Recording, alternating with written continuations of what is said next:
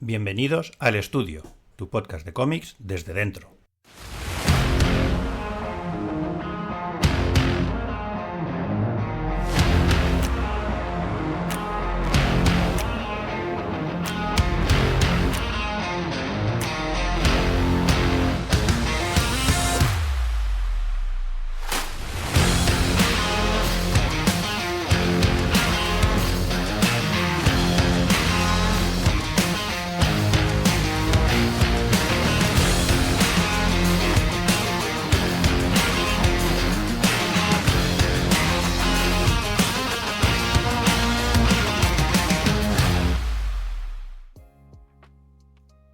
Bienvenidos y bienvenidas al segundo número de la serie regular de El Estudio, el podcast de cómics hecho desde la trinchera.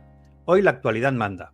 Se ha hecho público que Jim Shooter, el niño prodigio de la industria del cómic estadounidense, ha fallecido a los 73 años de edad. Guionista en DC a los 14, editor en jefe de Marvel de los 27 a los 36 años, creador e impulsor de las Secret Wars originales, fundador de Valiant, de Defiant y de Broadway, y muchas más cosas que iremos desgranando en el programa. Y con un carácter que debió ser de todo menos fácil. Y para hablar de Jim Shooter y aprovechar la oportunidad de hablar del rol de un editor en jefe, hoy hemos venido a nuestro estudio Francis Portela, al que encontraréis en Hyde Street, serie de Geoff Johns e Ivan Reis para Ghost Machine. Hola, Francis. Hola, buenas. Jorge Fornés, que actualmente está trabajando en un proyecto aún no anunciado de DC. Hola, Jorge. Hola, ¿qué tal? Y Cafu, al que estáis viendo en las portadas de Vengadores y en el especial de Pantera Negra encuadrado en Imperial, el evento del momento en Marvel de Jonathan Hickman. Hola, Cafu. Bueno, Cafu está aquí, aunque creedme, está aquí. Y el que os habla, Raúl Arribas, cuya principal aspiración ahora mismo es no ser el protagonista de nuestro tercer programa, por lo que sea. No ríais, sé que es cierto que la actualidad manda y que esto no lo teníamos planeado, pero hostia, nos está quedando una génesis del proyecto un pelín oscura, ¿eh? Sí, no.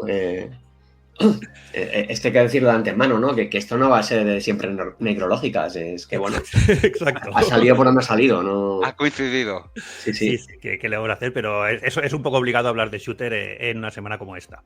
Así que, antes de entrar en materia, dejadme recordar que en redes sociales somos @podcastelestudio en Instagram, Facebook, Blue Sky, Threads y Twitter. Y si os queréis poner en contacto con nosotros, podéis escribirnos a correoelestudio@gmail.com y que encontraréis todos nuestros programas en Spotify, en Apple Podcasts, en iVoox, en YouTube, en Amazon Music y en todas las plataformas de podcasting habituales. Así que dicho esto y hechas las presentaciones, vamos con el tema. Francis, ¿nos haces una pequeña introducción a la figura de Jim Shooter para quien no la conozca?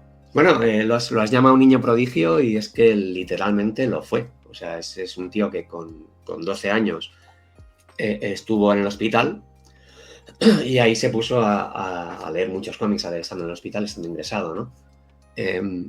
Y empezó a comprar los cómics de Marvel y DC, una Marvel que acababa de ser inaugurada, como quien dice, como la Marvel que conocemos, hacía nada más un par de años, y se dio cuenta que los cómics de Marvel molaban mucho más que los de DC. Entonces, durante aproximadamente un año, estuvo analizando esos cómics, viendo qué es lo que funcionaba en los de Marvel y no funcionaba en los de DC. Y escogió una de las series menos llamativas de DC, que era la Legión de Superhéroes, que de hecho no era ni una serie, eran historias de complemento en Action Comics. E hizo varias historias de la Legión, en las cuales las dibujó también, porque también aprendió a dibujar, y las envió a DC. Y un tiempo después, el editor Mort Weisinger, que no lo pronuncio bien, perdón, pues llamó a su casa y dijo, nada, que quiero comprarte estas historias y quiero contratarte para que hagas Supergirl, alguna historia de Supergirl de Superman, y vente a Nueva York y hablamos y tal, ¿no?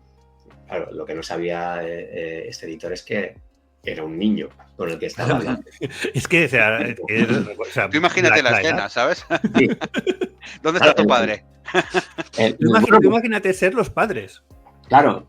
Pues los padres, el tema es que el chaval encima lo hacía para ayudar en casa. Sí, porque estaban pasando, lo pasaban mal, vamos. Lo pasaban muy mal, estaban justicos de dinero. De hecho, se les había estropeado el coche, no podían arreglarlo. Y con esos primeros cheques pudieron arreglar el coche y así su padre podía ir a trabajar en vez de andando en coche. Que las distancias en Estados Unidos son grandes, que suponía andar muchos kilómetros hasta llegar a la fábrica en la que trabajaba. O sea que que mira, lo hizo por eso. Y sí, o sea, se ve que se fue a Nueva York con su madre y ahí pues lo atendieron y aún con la sorpresa, pues pasó un poco como en la peli de Casi Famosos, ¿no? Que no sé si la habéis visto, es un peliculón. Sí, yo soy muy fan de esa película. Que es la historia del director, del Cameron Crowe, que le pasó esto. Sí. Bueno, dijeron, vale, o sea, es un chaval, pero lo hace bien. Es un chaval, pero adelante con la explotación infantil, ¿no? Exacto, las leyes de explotación infantil son los años 60, las leyes de explotación infantil todavía no nos las hemos inventado. Tira para adelante y escribe cómics. Que te digo la verdad, o sea, cualquiera de nosotros cuando en los 80 teníamos esa edad, nos dicen de trabajar en cómics y lo hubiésemos hecho encantados también. Hombre. También hay una jugada, Francis, del editor diciéndole a sus autores: sois tan tontos que hasta un crío puede hacer lo que hacéis vosotros, y os lo voy a demostrar. Bueno, aquí en España pasó algo similar, ¿eh? O sea, Cafu a lo mejor no, los demás conoceréis a Benito Boniato, que Dolmen ha editado hace poco un tomo. Pues los hermanos Fresno iban a la EGB. O sea, cuando empezaron Benito Boniato, al menos el más pequeño iba a la EGB, el mayor no lo sé, pero iban a la EGB, o sea, que eran unos niños. Claro. O sea, que se puede, siendo niño, trabajar en esto. Bueno, ya hablamos, en otros programas ya hablamos de lo precoz que fue Madureira y que era como mi referente, y yo ya por pasar los 17 años me dio ansiedad. Digo, voy tarde comparado con esta gente. Pues bueno, a Madureira le daba Cafu, ansiedad con Jim Shooter. Déjame solo puntualizar que no hemos hablado, sino que hablaremos. Sí. Hablarás en un programa futuro de la ansiedad que te entraba con Joe Madureira. Solo por puntualizar. Estamos como los de la tele ya, ahí con los directos, los líos de los directos y los falsos directos. Exacto, estamos subidos un poco en un DeLorean en este programa que no estaba previsto. Un poco lo que le pasaba a Tarantino, que decía que debía de dirigir su primera película antes de los 28, ¿sabes? Que es como la edad límite de tus ídolos. Sí. Bueno, eso sí queda un poco de ansiedad. Bueno, ya con nuestras edades, Francis, no creo que esa ansiedad ya se nos pasó hace tiempo. Yo te lo he dicho un montón de veces, Jorge, que yo a ti te pongo como ejemplo de que la edad no sirve para nada porque tú entraste en esto súper tarde. Ya siendo mayorcico. O sea, que cuando tú entraste en esto cuando yo ya me había quedado calvo. ¿Vale? O sea, claro que yo me quedé calvo muy pronto. Pero bueno, eso, continuando con Shooter, o sea, estuvo un tiempo guionizando para DC. Bueno, es que de hecho, perdona, series. Que te interrumpa, es que de hecho ni siquiera, o sea, no tenía capacidad de escribir guiones porque no sabía. O sea, las primeras historias, él hacía el storytelling con el dibujo y la historia la dibujaba directamente y luego le ponía los diálogos, como al estilo Marvel, pero haciéndolo una persona sola. Hasta que ya empezó a crecer y a poco de mano, y en DC le dijeron, bueno, ya se acabó el cachondeo, escribe guiones como Dios manda. No, igualmente le contrataban para hacer los storyboards, porque el tío lo hacía bien. Sí, de hecho, Kursuan se inspiró un montón en él muchas veces, incluso le fusiló cosas. Y eso, y luego, o sea, ya llegada a cierta edad, sí que Marvel lo quiso contratar para las oficinas, y entonces él renunció a ir a la universidad y dejó DC. Él dejó DC también porque ya tenía sus más y sus menos con los editores de entonces. O sea, ya era un tío que le gustaba hacer las cosas a su manera. El carácter lo llevaba de serie, ¿no? Además es que medía 2 metros. Sí. Entonces, claro, yo supongo que el ver el mundo desde arriba... Con 14 años no medía 2 metros, ¿eh? Bueno, pero debía ser ya bastante alto, ¿eh? Que con 14 años ya estás bastante claro, ya estás bastante desarrollado. No, yo creo que... ¿Cuánto tiempo estuvo en DC? Después de lo de la Legión, que fue casi lo primero que hizo, y luego fue... Que, por cierto, creó el personaje de Karate Kid, fue creación suya. Sí. Es un personaje que aquí no se ha conocido en España. No se ha conocido demasiado porque los números de la Legión de Superhéroes que publicó 5 pasan justo después de la muerte de este personaje, ¿no? Pero este personaje fue muy importante en Estados Unidos. Tuvo serie propia y todo. O sea, no sé si fue el primer personaje de la Legión de Superhéroes que tuvo serie propia fuera de la Legión. Bueno, supongo que era la moda también de las artes marciales, con el auge de Bruce Lee y tal. Sí, en los años 70. Visión. Otra cosa que no se le puede negar a Shooter es que siempre ha tenido visión. Sí. O sea, siempre ha sabido una visión comercial acojonante para la época. Bueno, la historia también de la primera carrera entre Flash y Superman es de él. Sí. O sea, él tiene ahí como o sea, nosotros lo conocemos por sus años 80, pero tiene hitos importantes en los años 70 también. O sea que... Sí, yo supongo que él tenía muy claro cómo debían ser los cómics, porque es que además era una nueva generación de ese medio. O sea, empezando con 14, eres el target lector de esos TVOs. Claro, es que y su visión era muy diferente a la de los tíos de 40 tacos que estaban al otro lado, ¿sabes? O sea, él decía, coño, si son para mí, yo sé lo que quiero. Sí. Sí, que muchas veces la gente que llega de fuera de un medio que es nueva, es como que tiene una perspectiva totalmente nueva de todo y es más fácil revolucionar desde su posición que desde la de lo que decís, ya gente que llevaba ahí en la editorial desde hace décadas dándole vueltas a ese estilo DC que por lo que pensaba Shooter es como que se había congelado durante años un mismo estilo, un mismo tono de historias, y Marvel es la que llegó para cambiar un poco eso. Entonces es como que Shooter desde fuera, como lector y encima una persona joven con ganas de mejorar la industria y las historias que se contaban en el mundo de los cómics, pues es como que tenía esa facilidad y esa visión refrescante. Es verdad que es muy gracioso que fuera tan joven y que le dejaran participar siendo tan joven, pero yo creo que era una época en la que había tanto por hacer en el cómic de superhéroes que de verdad venía bien alguien que tuviera ideas nuevas y bueno, y ya lo demostró que cambió totalmente el cómic americano, de superhéroes en concreto. Claro, es que la industria estaba publicando cosas tal y como estaban publicando en los años 60 y los años 50. O sea, la sociedad había cambiado, pero el medio no. Bueno, porque la gestionaban los mismos. Estamos hablando de los años 60, o sea, claro, es al revés, la venida de los años 50. Exacto. Peor me lo pones con claro. Todo lo de McCarthy y el Comics Code y exacto. Era el cómic más infantiloide posible. Y tengo que decir también, ¿no? O sea, alguien que viene desde fuera, pero con conocimiento de cómo es la cosa desde dentro. O sea, vuelvo a insistir, claro. Este niño, este preadolescente, estudió el qué era lo que funcionaba y lo que no. O sea, aparte de conocer los cómics, se puso a estudiar qué era lo que funcionaba y lo que no funcionaba de una y otra. O sea, a veces viene gente de fuera, y lo hemos vivido mucho, hay gente que te viene del cine de la televisión a hacer guiones y ves que no tienen ni puta idea. O sea, vengo a refrescar el mercado y dices, no tienes ni idea. Hombre, todos llegan con la actitud de Jim Shooter para cambiar todo, pero no todos tienen ese talento, claro. Claro, ten en cuenta también que cuando él fichó por Marvel, porque alguien en Marvel vio el talento que tenía, o sea, estábamos hablando de aunque fuera que Marvel estaba creciendo exponencialmente, con cantidad de títulos, personajes nuevos, ventas, y no había forma de encontrar un editor jefe, principalmente porque solo buscaban entre los escritores. O sea, estuvo de editor jefe de Marvel Jerry Conway, Len Wein, Mark Workman, Archie Goodwin, Roy Thomas. Y duraron 4 días. ¿Por qué? Porque eran escritores y llegaron al puesto y dijeron, buf, ¿pero esto qué es, tío? Esto yo lo que quiero es escribir, quita. La verdad es que cuando de hecho a Shooter lo contrataron como editor, no editor jefe, sino editor normal en Marvel a principios del 76. Y sí, en muy poco tiempo habían pasado muchos editores jefe, era un caos aquello. Puedes a lo mejor recordar algunas series muy chulas de principios de los 70, de mediados de los 70, pero realmente Marvel era un caos. Archie Goodwin creo que estaba, ¿no? Cuando... Archie Goodwin fue el que estaba justo antes de Shooter y es que ese cargo era como una patata caliente, o sea, estaba como maldito. O sea, porque, bueno, había cómics que salían muy tarde. Porque necesitaban un gestor en lugar de un escritor. Claro, necesitaban lo que por lo que Shooter luego fue odiado, era mano de hierro. Necesitaban que se pusiesen las cosas firmes. Y Shooter, que en ese momento estaba escribiendo la saga de Korvac, la que todo el mundo recuerda a Shooter casi por la saga de Korvac y la Secret Wars, pues tuvo que dejar de escribirla para ponerse a centrarse en sus labores de editor jefe.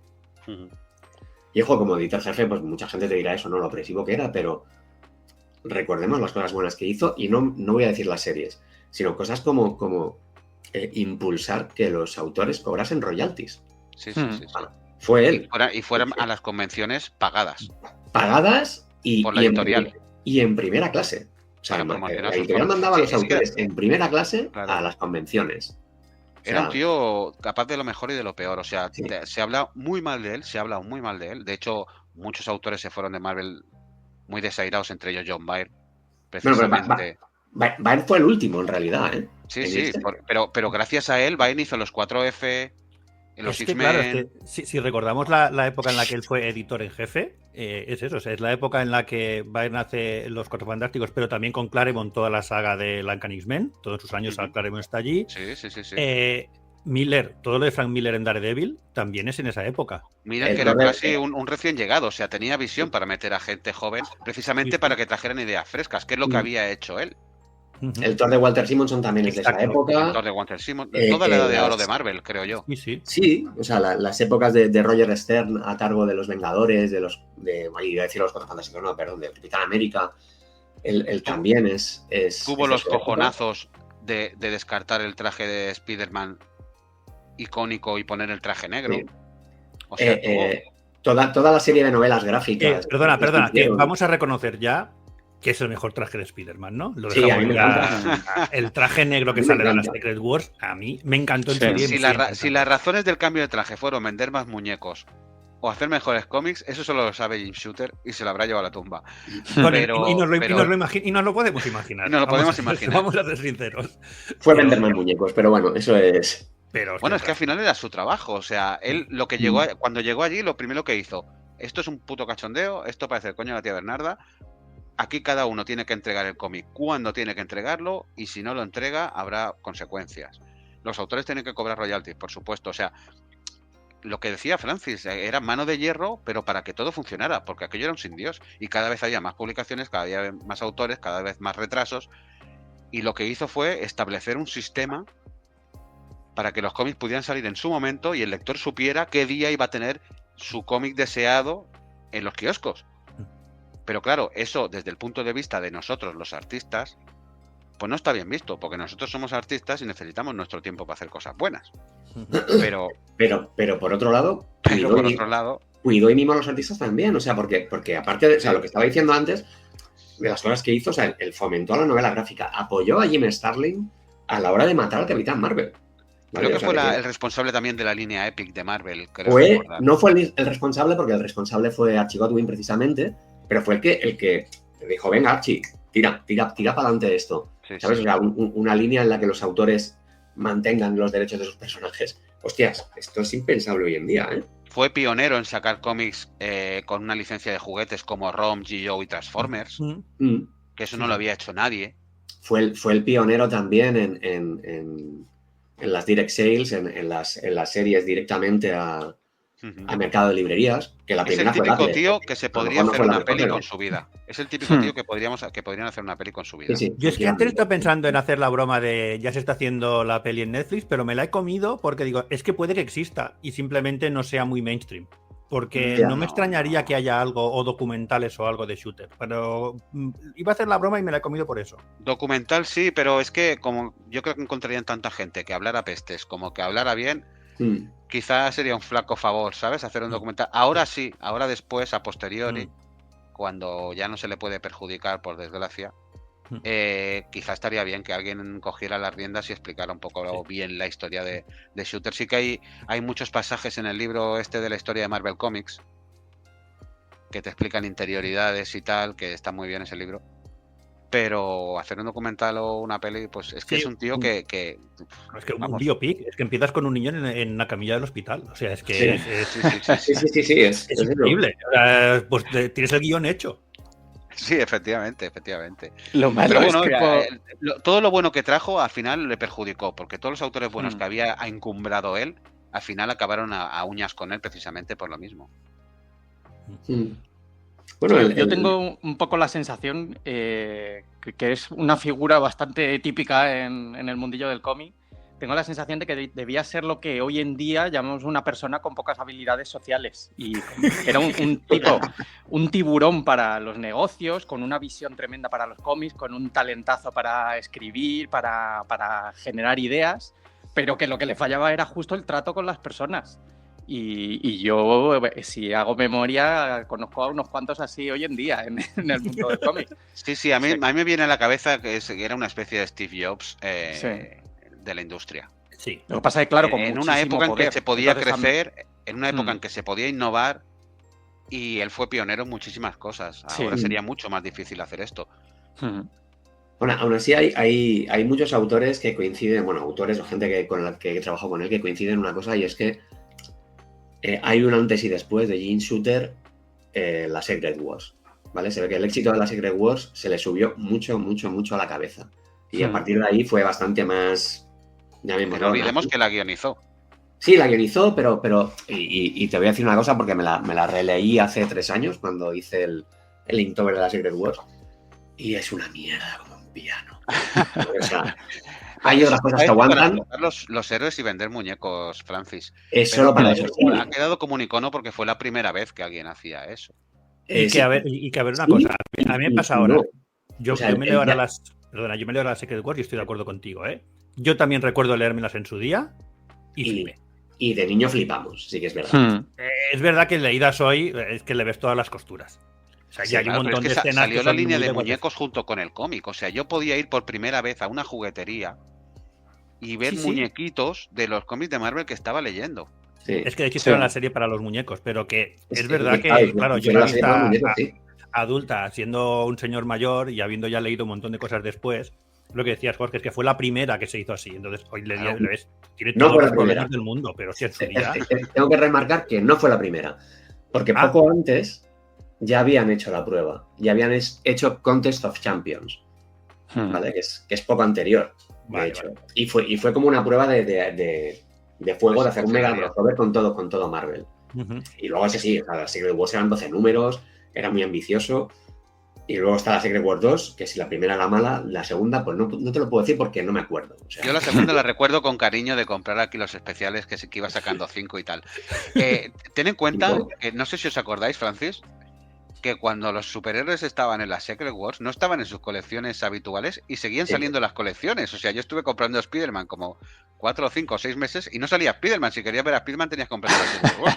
No. Esto ¿qué va? Igual pasó aquí, pero saltaron un año. O sea, la gente se encontró... Sí. Pero yo recuerdo comprar cómics de Spider-Man y no salía Spider-Man. No, en la mayoría de series fue un mes. Pero tú sabes lo difícil que es coordinar todo eso, tío. Sí, o sea en la mayoría de series los personajes no aparecieron durante un mes y en algunas ni eso. O sea, en algunos desaparecían en un número y al siguiente te aparecían. Y eso generó unos spoilers de la hostia. Hombre, claro, y aparte del timing que se desajustó. Claro, no, pero tenían los Cuatro Fantásticos. Los Cuatro Fantásticos de golpe. Aquí falta de golpe te aparecía Hulk y tira para adelante, ¿sabes? ¿Y qué pasa en Secret Wars? Porque pues ya lo sabes, que la cosa no vuelve. Que la cosa no vuelve. Sí, literalmente. Claro, y Spider-Man con el traje nuevo, sí, es que de golpe era, hostia. Con la cantidad de títulos que estaba publicando Marvel en aquel entonces, cuadrar todo eso. A ver, le salió como le salió, porque claro. Pero coño, que todo eso fue innovador y fue divertido. Fue muy divertido. Porque yo recuerdo aquí cuando se publicó los correos de los lectores preguntando ¿y qué pasa con este? ¿Qué pasa con aquel? Y no sé qué, y no sé cuánto. Bueno, pero súper inquieta. Aquí cuando se publicó, peor todavía, porque cada serie iba con un desfase diferente con respecto a Estados Unidos. Claro, y las que se publicaban de complemento, como Daredevil, que salía de complemento de Spider-Man, etcétera. La han llamado bien. Sí, exacto. No sé quién ha sido, pero bienvenido. A mí me tiene el repartidor de Amazon en la puerta. Vienen de Marvel, que se me va a caer el pelo. Y no olvidemos que este tío dejó Marvel y se fue a montar Valiant, o sea. Sí. Bueno, dejó, quien dice dejó. Sí. Bueno, dejó. Le hicieron dejar. Sí, le dijeron, mira, ahí tienes la puerta. Agáchate un poquito al salir porque si no te va a salir en la cabeza, ¿sabes? O sea, lo sucedió Tom DeFalco, creo recordar, ¿verdad, Francis? Sí, Tom DeFalco. Sí. Y después ya no me preguntes exactamente quién fue. Bueno, después creo que fue Bob Harras, ¿puede ser? Probablemente. Yo creo que al final el que validó como editor jefe a Shooter fue Stan Lee, ¿eh? Fue él el que vio a Shooter por allí, vio cómo trabajaba y dijo, aquí necesitamos a este tío que mide 2 metros y los va a meter a todos en Berea.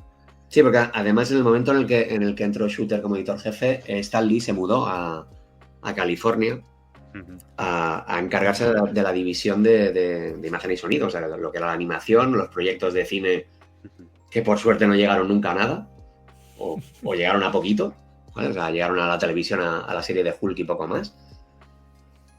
Y que fue o sea, Stan Lee, aunque ya no era editor jefe, todavía estaba por allí metiendo y fue poder apartarse.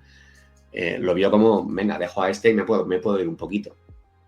En su Sí, lado de hecho, lo oscuro, dejó al pues, cargo, ¿no? Lo sí, dejó casi al cargo de todo eso. Sí, Porque sí, claro, sí, sí. estamos hablando de una época que no es como ahora que con videoconferencias y todo puedes, Sí, claro. como claro. quien quiera dirigir de una punta a la otra del mundo casi. Allí casi si se va a la otra costa de Estados Unidos era Dios muy buenas. En aquella época iban por carta. De todas maneras, tenía sus más y sus menos. O sea, le acusan mucho de haberse adherido demasiado al Comic Code. Él venía de una familia ya conservadora y tal. De hecho, creo que tiene una historia polémica contra la comunidad gay que escribió en el Increíble Hulk, que tuvo sus más y sus menos, que fue acusado de gayfóbico. Que él dijo que había sido, sí, que él dijo que había sido por un problema que había tenido en la universidad, pero nunca aclaró demasiado el tema.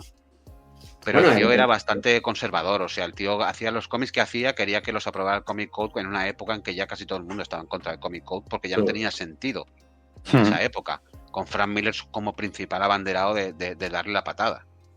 Y él seguía intentando adherirse mucho a eso. O sea, él realmente era bastante conservador y eso pues en unos años que eran precisamente de abrir libertades como los 60 y los 70, esa parte de su forma de trabajar pues quedó un poco desfasada. Bueno, a ver, de abrir libertades hasta cierto punto, porque piensa que precisamente estamos hablando de los años 80, que Estados Unidos estaba bajo el mandato de Ronald Reagan. Sí, no, yo hablo de la parte de los 70, de cuando en los 70 pues podías ver Neil Adams con lo que estaba haciendo con lo de las drogas junto con el Green Lantern y Green Arrow, o sea, ya había cosillas de la época, tío, reivindicando los derechos sociales, reivindicando las minorías, etcétera, etcétera. Tenía un punto homofóbico desde el punto de que sí que había un mandato de que no había personajes gays en Marvel, o sea, y la única historia con personajes gays la escribió él y los ponía como mal, o sea, como intentando violar a Bruce Banner. Además dijo que nunca lo sabría. ¿Eh? Que dijo que bajo su mandato nunca habría personajes gays en Marvel. De hecho, o sea, el Byrne claramente escribió a Estrella del Norte siendo gay y no lo pudo sacar del armario, ¿sabes? O sea, porque no le dejó Jim Shooter. Sí.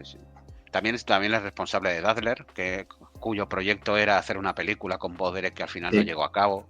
O sea, tenía tenía una visión súper comercial, y fue pionero en muchísimas cosas. Eso hace que, pese a sus lados oscuros, sea un personaje y una figura a reivindicar en la historia de los cómics. Es que Marvel no la conoce, no sería ahora tal y como es. Ya ves. Es que han pasado 40 años y muchas de las cosas, o sea, muchas de las bases de aquella época siguen siendo las columnas y los pilares del hoy en día. Otras cosas han evolucionado, pero algunas es que están ahí casi tal cual. Mira, sin ir más lejos, mi etapa de Iron Man está totalmente basada en la saga de Korvac. O sea que yo tuve que estar esos 2 años con documentación y referencias todo el rato de lo que se había hecho en la saga de Korvac. O sea que 30 años después o no sé cuánto tiempo sería, seguía totalmente vigente y seguían usándose esas historias como un pilar importantísimo, vamos, de lo que se hace en Marvel ahora mismo. De hecho, la gente que nos escuche, si pilla sus cómics favoritos, que haga el ejercicio de ver quién los editó o quién era el editor jefe entonces, y descubrirán que el 50% era de Jim Shooter. Yo no recuerdo otro editor jefe con tanto peso en la industria durante tanto tiempo. Sí que tenemos episodios como el de Joe Quesada, que sí que supuso una agitación cuando llegó a Marvel. Didio en DC creo que provocó el efecto contrario. Vosotros que habéis trabajado con Didio, creo los dos. Pues yo trabajé muy corto. Creo que solo trabajé con Didio la parte de cuando empecé en DC. Y cuando estuve haciendo Rosa ya Didio se había ido. Pues no sabría decirte. O sea, mi experiencia con Didio no es precisamente buena. ¿Vale? Porque bueno, yo fui un poquito daño colateral. Porque ya sabes, a veces los editores no se llevan bien entre ellos y como yo estaba dibujando... Me voy apuntando el minuto y segundo en el que vamos, ¿vale? Para luego tenga que ir recortando cosas. No, pero es eso, o sea, Didio y Paul Levitz pues tenían sus más y sus menos por haber sido uno sustituto del otro y demás. Entonces, pues, cositas que pasan. Ya está. Sí. Bueno, es normal también, o sea, es una empresa donde tú no estás. Entonces es difícil trabajar así. Y no, yo sí que pienso en editores jefe que han marcado, o sea, porque Quesada marcó Quesada Bob marcó Harras, mucho, para sí. bien o para mal, Explicar un marcó. poquito vosotros que todo esto lo veis desde dentro exactamente, porque creo que el rol de editor en jefe todos sabemos qué es, más o menos, ¿eh? Pero realmente en el día a día, en la relación con vosotros, con los guionistas, con la editorial, ¿hasta qué punto llega su influencia? ¿O depende de la persona? Explicar un poquito exactamente eso, el por qué es tan importante el rol de editor en jefe en las editoriales. ¿Cómo se afecta? Yo te diría que no tratas con él directamente, pero te afecta muchísimo en la línea editorial que esperan de tu trabajo. O sea, Sí, total. tú quizá no hables con él o quizá lo conozcas de pasada, no tratas con él nunca. Él no te va a decir cambia esta viñeta aquí o pon aquí este globo, eso es trabajo del editor. Pero sí que en la línea editorial que lleva la compañía es crucial. O sea, porque con un editor jefe puede ser que te sobre el trabajo y con otro que no tengas. Sí. Porque la línea de la compañía vaya en una dirección opuesta a tu estilo de dibujo, por ejemplo. Dices incluso línea a nivel artística, ya no ni siquiera Sí, en no, historia. totalmente. Entre las más grandes de nivel artística. O sea, tú coges, por ejemplo, el DC de Didio y el DC de ahora, o la Marvel de Cebulski, y ves que la línea editorial, o sea, que el estilo de dibujo de todas las que quieren plantar en la imagen de la editorial, el estilo de dibujo que tiene, el estilo de guiones y tal, eso lo marca el editor jefe. Esto se puede ver en la Marvel de Bob Harras, como salta a la de Quesada. O sea, iba a decir como algo relativamente moderno, aunque ya tiene más de 20 años, ¿no? Este cambio. Pero ahí ves un cambio radical. O sea, de hecho, ves como Quesada mete a Marvel en el siglo XXI. O sea, literalmente. Claro. Y Bob Harras es lo más puro 90, estereotípico 90. Sí. Entonces, cambian la dirección de los guiones, la estética de los cómics. ¿Pero los editores también cambian con el editor en jefe o son los mismos simplemente que reciben otras instrucciones? Pueden cambiar también. A veces pueden cambiar. Puedes. Es como en una empresa. Sí. Tal cual, o sea, puede cambiarlo todo. Hacen jefe uno y el que le roba los cafés lo pone en la puta calle y pone a otro. O sea, ellos se quieren rodear de gente de su confianza, como cualquier empresa. Yo lo veo muy claro en la etapa de Didio en DC, donde el objetivo era lucir como Jim Lee en todas las colecciones, un estilo de dibujo muy parecido a Jim Lee, y en cambios drásticos de guión a última hora que provocaban que hubiera un montón de artistas en cada número, precisamente porque estaban hechos a matacaballo, porque habían cambiado los guiones a última hora, a como están ahora con ahora se me ha ido de la cabeza. Como están ahora en DC, que han abierto mucho más el abanico artístico, que dan más libertad a los creadores, etcétera, etcétera. Y supongo que lo mismo pasa en Marvel, ¿no, Cafú? Sí, total. Además que nosotros lo vivimos así desde dentro y sí que vemos claramente por dónde va la nueva línea que se quiere seguir en una editorial cuando llega un nuevo editor jefe. Desde fuera, como lector, un lector que solo lea cómics y que no le interesen los temas editoriales, que no sepa todo lo que pasa detrás de la producción de los cómics, incluso ellos pueden intuir lo que ha pasado. O sea, que tú sabes distinguir la Marvel de los primeros de los 2000 a la Marvel que teníamos hace 5 años, la Marvel que tenemos ahora mismo con Cebulski. O sea, que tú intuyes esos cambios y como que se tiende a una línea. Aunque sí que haya mucha variedad de estilos, mucha variedad de tonos dentro de una editorial, pero sí que en general notas cuando se condiciona a los editores y a los autores a que sigan cierto tipo de línea o que si te sabes adaptar a esa línea seguramente vas a tener más éxito dentro de la editorial.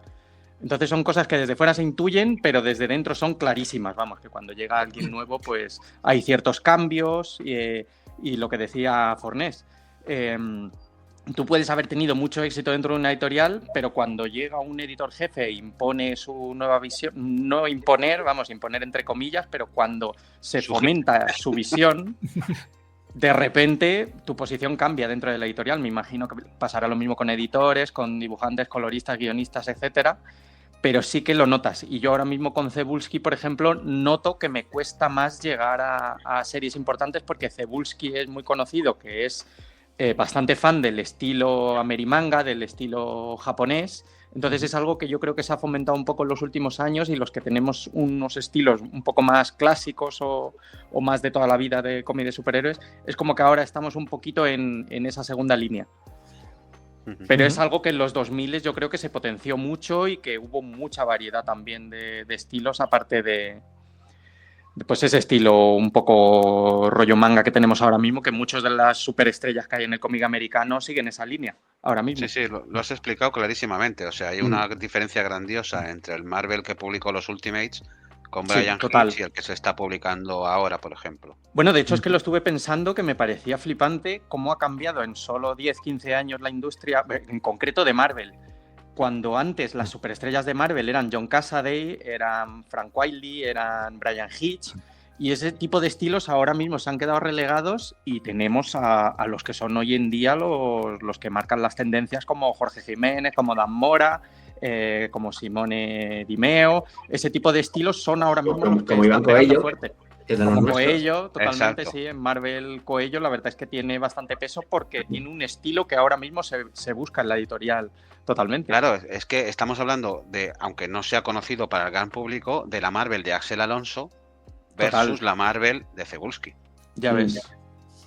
Porque a vosotros pasa también que trabajáis más con un editor, o sea, que tenéis como vuestros editores, o que sois como de confianza de ciertos editores, independientemente de en qué editorial esté, de quién sea el editor jefe. También los editores son un poco como entrenadores de fútbol, Raúl. O sea, ellos no quería hacer el símil, pero es eso, sí. Ellos trabajan con su gente y quieren llevarse a su gente. O sea, si un editor que tienes ahora en Marvel se va mañana a DC y tú trabajas habitualmente con él porque a él le gusta tu trabajo y cómo trabajas, te llamará. Sí. Y hará lo posible para que vengas. De hecho, eso es una carta a jugar con editores cuando intentan buscar nuevos trabajos. O sea, no sería la primera vez que DC ha contratado tal editor porque sabe que va a arrastrar a fulanito, menganito y filipito con él. O sea, que no contrata solo al editor.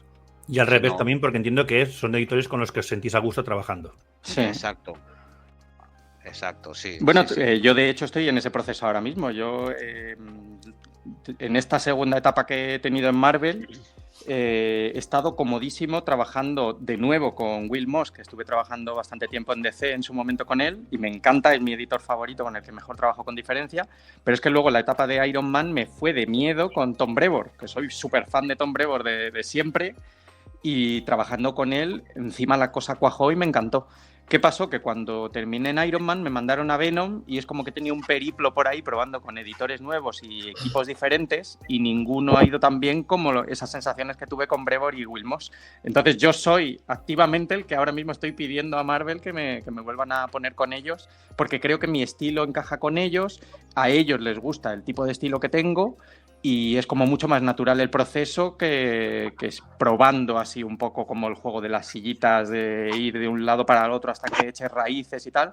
Yo ya sé seguro que con estos dos me va bien y es lo que intento, aunque me condiciona el tipo de series que me van a dar, el tipo de personajes y tal, pero para mí lo compensa ahora mismo el saber el tipo de editores que son y que encajamos bien. ¿Y es normal en la industria que un artista pueda decir, oye, prefiero trabajar con estos editores? Bueno, al final es que si tienes varias ofertas, digas, pues prefiero la de este editor que la del otro. O sea, también está el caso contrario, Francis, que seguro que os habéis encontrado editores que les encanta vuestro trabajo y son pésimos. Y no paran de ofreceros trabajo y vosotros no queréis trabajar con ellos. Hay de todo. O sea, yo tengo que decir que ahora mismo precisamente estoy en Ghost Machine porque me contactó el que había sido mi editor de varias series en DC. O sea, que es lo que decía Fornés, que es entrenador de fútbol que se va a un equipo nuevo e intenta pillar a la gente que le ha funcionado o la gente que le gusta. Ya está. De hecho, incluso cuando tú contratas un editor ya tienes 4 apuntes de cómo quieres que vaya esa serie, porque ellos también tienen sus preferencias y intentan implantar su personalidad a todo lo que editan. Luego hay editores que son oficinistas que lo único que hacen es gestionar, que no te hacen ninguna sugerencia artística, que pillan al dibujante que esté disponible sin pensar si le conviene o no le conviene al guionista con el que están trabajando o en la línea del cómic que van a editar, etcétera, etcétera. Pero hay editores que realmente lo que hacen es sacar cómic de autor, o sea que ellos que quieren que tenga su sello. Suelen ser los mejores. Son un poco más artistas que otros, ¿no? Hay algunos que ven más su trabajo más desde el plano artístico que no el burocrático. Exacto. Sí. Hay de todo. Hay de todo, sí. Ahora estaba recordando también que no recordaba yo que Jim Shooter fue el responsable del nuevo universo de Marvel, aquello que al final acabó fracasando porque todo el mundo compraba Star Brand y todas las otras no. Bueno, yo llegué a comprar Sea-Force también, creo. Yo compré los primeros números de Sea-Force porque me gustaba el dibujo de Teixeira. O sea, sí. Y Strike Force Morituri, ¿no? Creo que había otra que se llamaba así. O sea, ¿pero esa era el nuevo universo o era de otra cosa? Sí. Esa era de otra cosa, ¿eh? Sí. A mí me viene a la cabeza un nombre parecido. Sí. Aquí hubo en España bastante hype con esto del nuevo universo, ¿eh? Sí. Lo de Forum lo promocionaron muy bien con anuncios y tal, y yo recuerdo estar bastante hipeado con el tema de, hostia, nuevo universo, nuevos personajes. Entre los colegas nos repartíamos quién iba a comprar qué colección para poderla leer todos entre todos. Lo que pasa es que luego aquello quedó, creo que lo han intentado recuperar hace poco, o han sacado Star Brand por ahí por algún lado. Yo creo que además en España solo se publicaron 3 o 4 de series, o sea, sacaron muchas más. Sacaron muchas más, pero aquí se publicaron poquitas. Las que tenían un poco de nombre artístico. Se publicó la de Justice. Ajá. Justice, exacto. Star Brand con Romita Jr. Claro, es que Star Brand era la más chula. Star Brand molaba. Que en esos giros del destino, claro, cuando Viernes había salido de Marvel rebotado, enfadado con Shooter, al volver lo primero que hizo, ¿qué fue? Star Brand. Star Brand, exacto. Y se cargó todo lo que había hecho Shooter, incluido Pittsburgh. Que era de donde era Shooter. Sí, te iba a decir, una ciudad al azar, eligió una ciudad. Al azar. Fue su venganza. John Byrne, otro que tal baila, que vaya dos se juntaron, madre mía. Yo cuando queréis hacemos un especial John Byrne también, que tengo para dar. Sí. Claro, es que estamos hablando de los 80 puros, el nuevo universo fue del 86 al 89. Joder.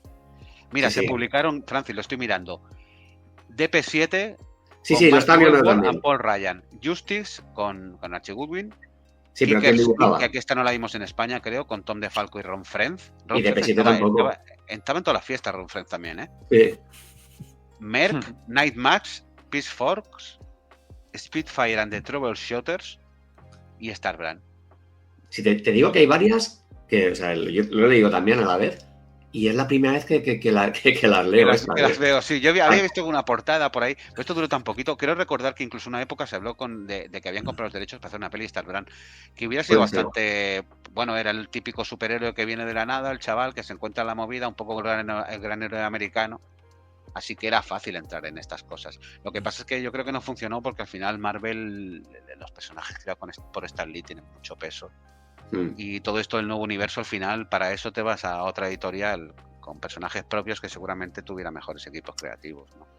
Un poco era eso. Y bueno, a ver, o sea, no nos podemos quejar del equipo creativo de Star Brand, precisamente. No, Star Brand no, pero los otros, algunos sí, ¿eh? A Romita lo sacaron de la Patrulla X para hacer Star Brand, ¿eh? O sea, sí, es cierto. Que luego creo que lo sucedió Leonardi y Silvestri en aquella época. Vale, sí, en la Patrulla X dice, sí. Bueno, sí. Primero tuvo ahí como un baile de dibujantes hasta que... Bueno, es que era la época en que si tú eras una estrella o la colección te hacía una estrella. Sí. O sea, en que se pagaba caro dibujar los X-Men, se pagaba carísimo dibujar Spider-Man, se pagaba caro dibujar Batman.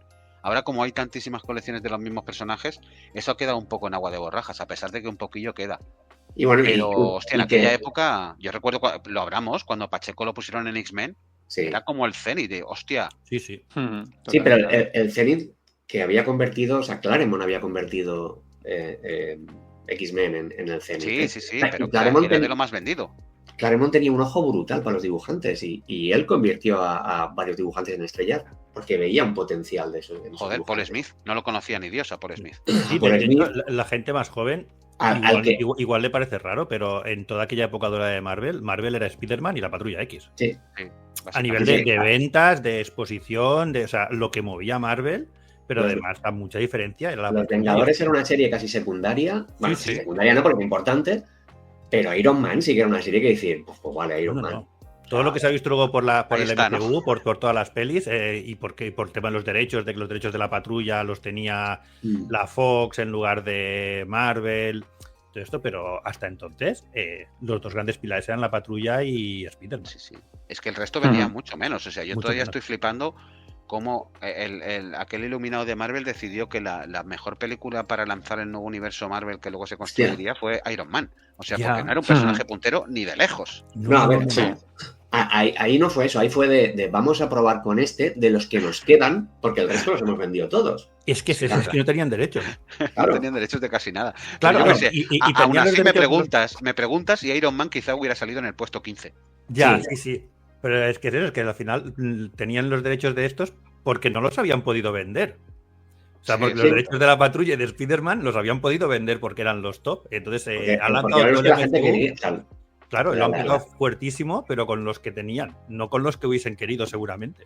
Claro. Sí. O sea, los que las compañías querían donde veían que podían sacar pasta, ya los habían vendido, exacto. O sea, es que vendían más las series secundarias de la Patrulla, y por secundarias me refiero a los Nuevos Mutantes, X-Force, todo esto, que las que hoy en día están manejando el cotarro dentro del universo Marvel. Es fuerte, cuando lo piensas. Bueno, yo de hecho cuando empecé a dibujar cómics en serio fue a finales de los 90 y sobre todo los principios de los 2000, y yo siempre tuve la imagen de que Los Vengadores era algo súper secundario en Marvel. Siempre se hablaba de que era una serie un poco retro, que ya habían pasado sus días de gloria, como que no se le daba la importancia que tenía. Y en los 2000 yo creo que sí se empezó a potenciar otra vez, un poquito antes de que vinieran las películas, con la llegada de Bendis y todos estos pesos pesados que tuvimos al principio de los 2000. Y Miller y Hitch, que los Ultimates sí, total, ya con los Ultimates encima ya a los productores se les abrió el mundo de que de repente ese se podía adaptar de una manera súper cool y que podía ser más espectacular incluso que lo que se había hecho con X-Men y con Spider-Man en el cine. Pero vamos, ahora es como que cuesta pensar en aquellos años en los que los Vengadores estaban totalmente pasados de moda y teniendo algunos de los pesos pesados de la editorial, aún así no vendía la serie. No. Y las películas se llaman Los Vengadores porque obviamente la marca con potencia es Los Vengadores, pero es mucho más Ultimates que Vengadores. Sí, total. Muchísimo más, pero en todo. Es que incluso los personajes, las localizaciones, es mucho más Ultimates que Vengadores.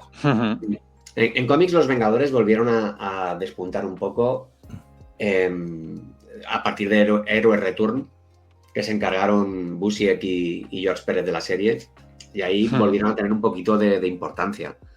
Precisamente, o sea, ese experimento, de los últimos experimentos de Bob Harras, que fue ¿cómo se llamó? Cuando hicieron Liefeld, Jim Lee y toda esta gente que chaparon la serie. El héroe es el Bon. Joder, sí, que estaba La Roca también ahí. Sí, no me acuerdo, pero bueno, el tema es que el romper el plato como lo hicieron fue maravilloso para luego. El Heroes Reborn. Sí, Heroes Reborn, exacto. Heroes Reborn, eso. Pues, o sea, para mí, personalmente, todo lo que hicieron no voy a decir que es una mierda, pero aunque lo piense, pero. Ya lo he dicho, pero ya lo he dicho. Pero, bueno, mira. Pero fue bien para que luego saliesen buenos cómics, porque de ahí salieron buenos cómics después, o sea. Volviendo otra vez a Shooter, yo estoy aquí en este programa, sobre todo, lo único que puedo aportar es mi perspectiva de alguien que leyó esos cómics mucho después, o sea, yo no los pude leer en el momento en el que salieron aquí en España o en Estados Unidos como vosotros. Porque tú eres joven, ¿no? Dilo. Sí. Ya no soy joven, lo que pasa es que vosotros sois menos todavía que yo. Menos joven. Yo tengo 41 tacos ya. Lo que pasa es que yo cuando empecé a leer cómics fue la época de la crisis total de Marvel y DC y del cómic de superhéroes americano. Entonces, cuando yo empecé, es como que se obviaban lo que había pasado en los últimos 10 años, es como que se negaba totalmente, que no había pasado. Y todas las recomendaciones que me llegaban a mí de lo que se debía leer era la Marvel de Shooter, totalmente. Por eso yo me he leído los X-Men de Claremont, me he leído Daredevil de Frank Miller, me he leído los Cuatro Fantásticos de John Byrne, también fueron de esa época. Sí, no son de él, son de él. Es que para mí los mayores referentes que tengo y lo que está en mi imaginario de lo que es Marvel y lo que debería ser y la esencia es la etapa de Shooter, incluso más que la de Jack Kirby y Stan Lee, que ya me quedaba tan lejana que sí que he leído muchas cosas, pero no tanto como esos cómics de los 80. Entonces, a finales de los 90 todavía se seguía viviendo de aquello que se había publicado hacía 10, 15 años, saltándose toda la locura de los 90. Con Kirby era de los principales que se llevaba a matar, principalmente por los derechos de las historias que hizo en los años 60. Si te da un poco una idea también, cuando Shooter se fue de Marvel y creó Valiant, que se llevó, por cierto, a Barry Smith y a Peña así. A Bob Lighton y alguno más. Sí, pues, coño, vale que era otro mercado de los 90, pero los primeros 5 años vendieron más de 80 millones de cómics. Sí, sí. Él insistió, fíjate, o sea, él quería editar personalmente cada uno de los cómics. Y por eso no hacían más de 10, hasta que la editorial dijo, coño, ¿para qué vamos a estar vendiendo 80 millones y podemos vender 180? Quitar a este tío de en medio y editamos el doble de cómics. Y la cagaron. Y la cagaron porque luego lo vendieron a Acclaim, que era una empresa de videojuegos. De hecho, en el relanzamiento de Valiant, en el que estuvimos Francis y yo, se intentó copiar totalmente el sistema Shooter y se puso a Warren Simonson como cerebro total por encima de todas las decisiones que se tomasen en la editorial, y se quiso limitar el número de cómics para que él pudiera llegar a todas esas series y que todo estuviera perfectamente coordinado y unido, ese universo. Entonces, esa sensación de solidez que tuvimos en las historias de Valiant de aquella época, yo creo que debía ser exactamente la misma sensación que tenían los lectores en los 80 cuando leían todo lo que publicaba la Marvel de Shooter. Sí, supongo que son las bases un poco de cómo trabajar, de cómo ser un editor jefe y lo que tenía que hacer, lo que no tenía que hacer. Lo malo es que en esta Valiant en la que estuvimos Cafu y yo le pasó pues como al nuevo universo, que al final la gente solo va a McDonald's y a Burger King. Yo creo, Francis, desde la perspectiva de fuera, creo que todo aquel pitote, en la época que estuvisteis vosotros, estaba montado para poder vender por una gran oferta todo el universo con los derechos cinematográficos y de televisión. No, eso seguro. Los cómics eran lo que menos les importaba. No, o sea, los cómics estaban con mimo y cariño, ¿eh? Claro, pero porque tenía mucha pasta también para traer autores buenos, tío. O sea, la cosa es que había un montón de pasta detrás. Y nos pagaban muy bien, o sea, estaba bien. Lo único que, lo dicho, la gente al final busca la marca, busca una marca que conoce, y entonces se va a esa marca que conoce. O sea, y es una pena porque a veces encuentras cómics de mejor calidad en editoriales que no son tan conocidas. O sea, y habría que a veces seguir un poquito más a los creadores que no a los personajes o las editoriales. Pero bueno, eso ya es lo que pensamos llegados a cierta edad también. Es que yo creo que la gente sigue a los creadores si hacen cosas propias. O sea, tú sigues a Frank Miller y te vas a leer su Sin City, pero no te vas a leer su Robocop o te va a costar más, ¿sabes? No sé, yo, o sea, cuando éramos adolescentes, preadolescentes, yo seguía a los creadores. ¿Y los dinosaurios campaban por la Tierra? Sí. Yo seguía a los creadores, fuesen donde fuesen. Y sí, o sea, el Robocop de Frank Miller te lo ibas a leer. No te importaba si lo había creado él o no. ¿Sabes? O sea, porque sabía que lo había creado él hasta cierto punto, aunque fuese para una editorial, ¿sabes? Y ahora, pues no sé, Ahora es que si quieres hacer algo te vas a Image y lo haces tú. Sí, imagino que como autor, ¿sabes? O sea, si estás trabajando para una mayor es por la exposición que te da, por el amor a los personajes, porque estás a gusto trabajando en esa editorial y porque cobras royalties de las ventas en colecciones que sabes que se van a vender el doble que una colección desconocida. Pero si quieres hacer algo tuyo propio de autor, ahora tienes posibilidades para hacerlo. En aquella época, pues no tanta. Sí, yo creo que estaba Image, a pesar de que estaba Image ya. Seguramente voy a hilarlo. Tenías pocas posibilidades y las pocas posibilidades que tenías era de hacerlo de la línea Epic, que había ayudado a lanzar. ¿Sí? ¿Quién? Nuestro querido amigo Jim Shooter. Efectivamente, cuando has empezado digo, mira qué bien lo bailar. Claro, iba buscando ahí el volver a Shooter, ¿sabes? O sea, el volver a Shooter, que antes decías, no, que un editor jefe no te controla una viñeta y tal, pues Shooter lo hacía. Shooter sí que era de los que mandaba a rehacer portadas mandaba a rehacer portadas y luego el autor la veía y decía, coño, esto no es lo que he hecho yo, ¿sabes? Porque estaba muy encima de eso.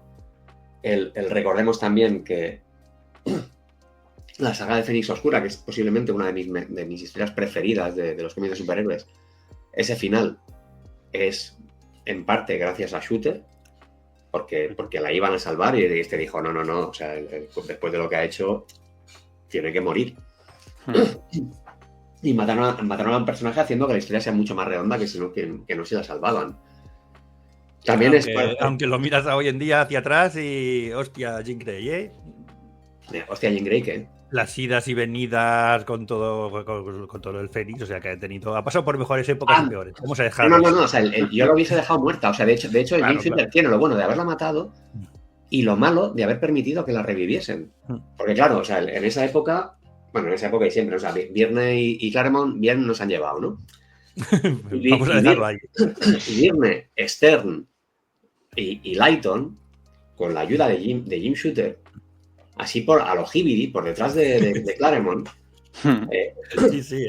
montaron Factor X y montaron resucitar a Jean Grey justo en el momento que Claremont, Ann Nocenti y John Romita estaban de gira por Europa. ¿Sabes? O sea, en ese momento que no dices, ahora que no se puede quejar, y exacto, en ese momento no había internet, dices, ahora la resucitamos y cuando vuelva, pues lo que se va a encontrar, ¿no? O sea, esa no la sabía, Francis. Sí, Factor X fue a lo Hibri total, o sea, no solo se encontró a Jean Grey resucitada, sino que se encontró ahí a la patrulla original y ala, aquí la tienes. Volvió del viaje y se encontró el percal. Se encontró que ya estaba todo montado, ¿vale? Y de hecho, pues entró en cólera, obviamente, y exigió hacer los diálogos de la escena en la que la resucitan. Y ahí los diálogos son de Claremont. El dibujo al final no es de Byrne en esos números, es de Jackson. En esos números, no, perdón, en esas páginas. Es de Jackson Guys. Y ese número, Byrne no lo firmó como suyo. O sea, ese número de los Cuatro Fantásticos creo que está firmado por ya sabes quién o algo así. O sea, no pone John Byrne. Dijo, si tiene que morir, la mato yo, que por lo menos la quiero, ¿no? Claro, exacto. Y Shooter estaba ahí detrás, ¿eh? O sea, el Shooter permitió que se hiciese eso. Hace poco no, ahora cuando se ha muerto, que Marvel ha hecho un post de tal, sentimos mucho la muerte, probablemente veremos en los cómics una página completa cuando murió Carlos y tal, que ha salido una vertiente de críticas diciendo que se ha estado muriendo de cáncer 15 años y que no le han hecho puto caso. Ni han hecho nada por él y ahora que se muere reivindican su figura, ¿sabes? Pero bueno, supongo que eso es parte de todas las compañías. Sí, pero es muy de la cultura de allí, ¿eh? Sí. No voy a proponer hacer el tercer programa de Peter David porque creo que ya sería forzar la máquina, pero se puede decir... Necrológicas, el estudio necrológicas. Sí.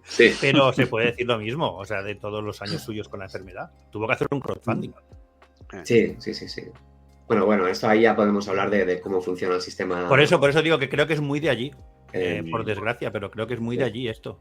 Sí, ya casi que estamos acostumbrados a que se tiene que hacer así y punto. Es muy de allí y muy de todas partes también. O sea, es muy típico de alguien no lo alabas hasta que se ha muerto. Sí. Bueno, y las grandes compañías, Francis, que no hay ninguna cabeza visible, entonces, pues bueno, pues vamos a por la pasta y no hacemos caso porque este tío ya no nos interesa. Sí. Y luego, cuando realmente fallece o lo que sea, pues vamos a reivindicar su figura porque es lo que toca. Y porque así te la apropias también un poquito, ¿eh? Sí, exacto. Incluso comercialmente, también, o sea, también es un movimiento comercial. Yo no digo que no haya también una parte más ética, yo no digo que no, pero también hay un punto comercial en eso, es apropiártelo, ahora que todo el mundo habla de él, recordar, oye, ir a vuestras librerías y buscar todos esos tomitos que tenemos ahí reeditados. Ya ves. La muerte vende.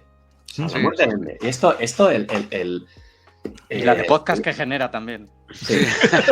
No sé por qué lo dices. En la película de Farfarlane, no sé si sabéis qué peli es. Sí, el detective rock and rollero. Hombre. Empieza la peli que muere un músico que es Vince Neil, el cantante de Motley Crue, aunque ahí tiene otro nombre. Y hay un directivo de la discográfica que dice, es malo para él, pero muy bueno para su carrera. Porque se van a vender muchos más discos de él. ¿Qué pasa cuando murió? Vamos a poner como ejemplo Michael Jackson, que las ventas de discos de Michael Jackson se dispararon de golpe.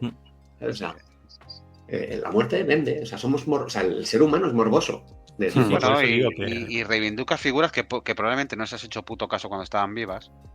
Y cuando ves la repercusión de su muerte dices, hostia, pues a lo mejor este tío, pues voy a investigar a ver qué ha hecho, qué no ha hecho. Y cuántas veces hay gente que se ha hecho fan de un personaje después de que se muera a raíz de haberlo investigado, etcétera, etcétera. Esa es la parte buena dentro de lo malo, ¿vale? O sea, es la parte buena de decir, bueno, mira, de las cenizas, nunca mejor dicho, sale algo bueno. Claro, porque hay mucha gente que sí que lo hace de verdad, de corazón. O sea, cuando quien se muera en Twitter o en cualquier red social, de golpe ves muchísima gente reivindicando una figura, gente que no tiene un interés comercial detrás. Exacto. Y también es normal que te llame la atención. Digo, hostia, si hay tanta gente, ¿sabes?, que lo está alabando ahora de golpe, igual tienen razón. Y es verdad que te despierta la curiosidad. Que quizás si hubiéramos trabajado con él en esa época, lo hubiéramos puesto a parir. Porque realmente la franja más grande de enemigos de Jim Shooter eran precisamente los autores y creadores. Pero bueno, eso tampoco necesariamente tiene que decir nada malo de su etapa como editor jefe. O sea, él tenía que hacer de editor jefe y los otros tenían que hacer de autores. Y realmente, cuando miras un editor jefe a día de hoy, las bases las sentó Jim Shooter. Del editor jefe moderno. Sí, lo que decíais antes, que vosotros sois artistas, pero a diferencia, yo que sé, de un escultor o de alguien que pinta cuadros, que entiendo que también tendrá su estructura y su proceso, pero al final no tiene un calendario detrás. Vosotros sois artistas, pero embedidos en un calendario. Sí. Más o menos exigente, sí, pero sois como artistas obreros de construcción, obreros de industria.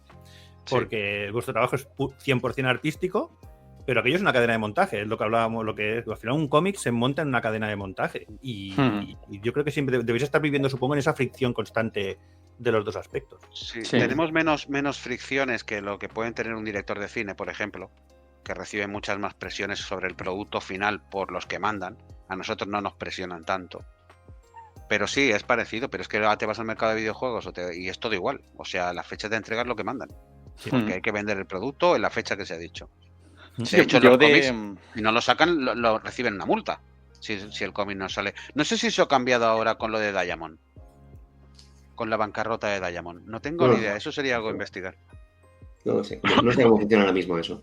Porque no soy editor. No soy como Jim Shooter. Y la cantidad de autores que luego han pasado a ser editores. Sí. Pero como iba a decir antes, o sea, muchos autores se quejan de Jim Shooter, o se han quejado a lo largo de los años, pero es que luego él hizo cosas muy buenas por los autores, que hizo que les pagaran royalties. O sea, que sería muy nazi, pero luego también te daba... O sea, luego también te daba lo tuyo. Yo te estaba quedando la frase como lo que querías decir, pero creo que te estamos entendiendo. Pero los nazis tienen su corazoncito también. Exacto. Luego te daba lo que te mereces. Sí. Que hoy en día son cosas que se dan como por hechas, aunque cuando... Bueno, todavía andamos luchando con ese tema también. Aunque cuando habláis fuera de micros la conversación se vuelve mucho más interesante, lo digo esto para la gente que nos escuche, pero... Como mínimo más oscura. Sí. Joder, bastante. Pero vamos, que hoy en día son cosas que es verdad que sentó las bases de Jim Shooter y que son de cajón. O sea, es como impensable que esto no pueda ser así. Sí, claro.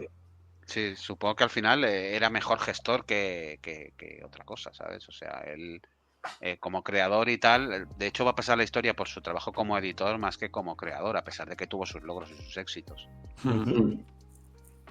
Sí. Bueno, a ver, lo que decíamos antes, la Secret Wars es uno de los pilares históricos de Marvel. Aunque creo que todos por lo que estamos de representó acuerdo. Por su calidad como obra, pero sí. Exacto, por lo que representó y que, pues fijaos lo que pasó luego con las Secret Wars 4, bueno, con las buenas, vamos a llamarlas así, las de 2015. Claro, esto es que es un pilar y de hecho ahora lo van a utilizar para las películas. Es uno que algún día tenemos que hablar de ellas porque lo van a utilizar para las películas también, ya veremos cómo. Yo ya lo he dicho antes. Para mí es el Steve Jobs de los cómics. O sea, es un tío que ha provocado que todo naciera. La saga de Korvac, perdona, Francis.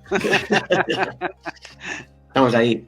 Bueno, lo que iba a decir, que la saga de Korvac también sería recordada como un gran pilar, de no sé por qué no la acabó él, por ponerse como editor jefe, y para mí, por desgracia, porque no la acabó tampoco George Pérez, porque los 3 últimos números, nunca recuerdo el nombre del dibujante, que no era malo, pero tampoco era, no tenía algo propio como pudiera tener George Pérez, y no tenía ese don para manejar multitudes.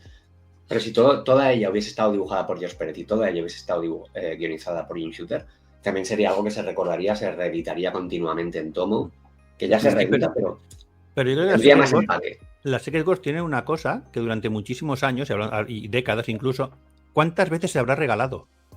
Porque tú a un niño o una niña que no ha leído muchos cómics, le puedes regalar las Secret Wars, porque es que, para empezar, la portada y las páginas, a la mitad de personajes los conoce, aunque no los haya leído nunca, porque es que es cultura popular. Entonces, a pesar de que el estilo de Mike Zeck ahora, para los chavales, es un poco duro, ¿eh? Sí, sí, hoy en día ya no le regalaría eso, pero que seguramente durante los 80, los 90 y puede que incluso algún principio de los 2000 aún se debía regalar mucho. Porque eso, si tienes el típico chaval que tiene el muñeco de Hulk, el muñeco del Capitán América y el muñeco de Spider-Man porque los han regalado o porque, yo qué sé, pues algún amigo los tiene, claro, es una cosa que es totalmente regalable. Una historia autoconcluida, empieza, acaba, salen todos, pues ole, qué guay. De hecho, lo que hablábamos que es como que la marca ha trascendido a la calidad real que pudiera tener el cómic y se sigue hablando una y otra vez y hasta el punto de que ahora la siguiente saga para el cine va a ser Secret Wars. Y en mi caso, que yo no leí el cómic en su momento, ni de coña, yo a saber dónde estaba yo en ese momento cuando salió. Yo pues, sí me recuerdo... ¿Te lo digo o no? ¿Qué año? ¿Cuándo pasamos la censura? ¿Dónde estabas? ¿Qué año fue cuando salió? Yo lo mismo tenía 2 años, yo por ahí. No, aquí en el 85. Pues mira, un añito tenía yo y no recuerdo nada del cómic absolutamente, ni siquiera en los siguientes 10 años, 15 años. Pero sí que recuerdo los muñecos, tío. Estaban en todas partes y es uno de mis primeros recuerdos de infancia. O sea que yo todavía hoy en día sigo hablando de los muñecos de las Secret Wars y es como que está todo el rato Secret Wars en boca de todo el mundo y al final se ha generado una marca brutal que ya hace que la gente siga leyéndolo, aunque sea casi por inercia, más que por lo que hablabais, por la calidad pura que pudiera tener. Y provocó la luz de luego de juntarlos en cada verano en un evento diferente, porque yo recuerdo algunos bastante infumables como Atlantis Ataca, etcétera, etcétera. Es que porque Atlantis Ataca aún es de los buenos, ¿eh? Hostia. Luego llegaron de peores. A mí me resultó... El único problema en esa época era cómo te ibas a comprar todos los especiales que salían de diferentes colecciones, porque aquí Forum los iba publicando en especiales en diferentes sitios y era como, bueno, aquí tienes la guía de todo lo que te tienes que comprar para seguir Atlantis Ataca este verano. Sí. Recuerdo que a mí no me daba ni para la mitad la pasta que tenía, ¿sabes? O sea, era como... Si no recuerdo mal, o sea, no recuerdo cuál fue antes, si el Atlantis Ataca o el del... Hostia, ¿cómo era el del Gran Evolucionador? Y ahí lo que hacían era juntar todos los anuales. ¿La Guerra de la Evolución? Eso, la Guerra de la Evolución. Luego empezaron a juntar solamente los anuales de 4 en 4, ¿no? Ya vieron que el bolsillo estaba jodido. Y aún así ahí el Executioner Son, creo que era uno. Sí. Dios mío, Es que nos exprimieron, o sea, nos exprimieron como a naranjas. Que en aquella época era por una muerte. Porque además te lo estaban vendiendo, en Forum te lo estaban vendiendo ya 6 meses antes. Sí. Cuando llegue esto en los correos, en los anuncios, cuando llegue esto vais a flipar, cuando llegue esto vais a flipar. Claro, y luego flipabas de la pasta que te había gastado, ¿no? Claro. en mierdas. Ibas corriendo al kiosco, porque, hostia, lo del traje negro de Spider-Man también lo recuerdo. Sí, yo compraba Spider-Man mensualmente. Y, hostia, que llega el traje negro, que llega el traje negro, que llega el traje negro, que llega el traje negro. Claro, encima de eso, como todo iba un año y pico tarde con Estados Unidos, claro, es que el hype que te iban creando era un hype a 12 meses vista. Claro, porque no había internet, entonces lo que te llegaba era de leerlo. De leerlo en los correos, de leerlo en los fanzines que se sacaban, pero no tenías información externa. O sea, no te spoileaban nada. De hecho, yo empecé a comprarme cómics cómics directamente americanos a ir a Barcelona a Norma a comprarlos, sobre todo por el tema de no ir un año y pico tarde. Claro. Si llegas a Norma, Antifaz o sitios así, sí que podrías conseguir. Sí, claro, ibas allí, hacías el previews y te lo traían y ya está. Pero, hostia, sí. En fin. O sea, que está quedando un final un poco abuelo cebolleta. Sí, algo más, un programa de estos que se juntan gente jubilada para hacer lo que les gusta, ¿sabes? En plan Garci. Sí, exacto. Se juntan, se encierran 4 horas con 2 cartones de Ducados y les queda un programa arregladito de 2 horas y media hablando de Billy Wilder. Pues exacto. El club del jubilado, pero con poca luz. Y así no molestamos en los centros de salud. Estamos aquí entretenidos. Pues nada, yo creo que lo podemos dejar aquí. Hasta aquí este programa del estudio. Esperamos que os haya gustado, como siempre. No olvidéis suscribiros y seguirnos en redes para no perderos ninguno. Hasta la próxima.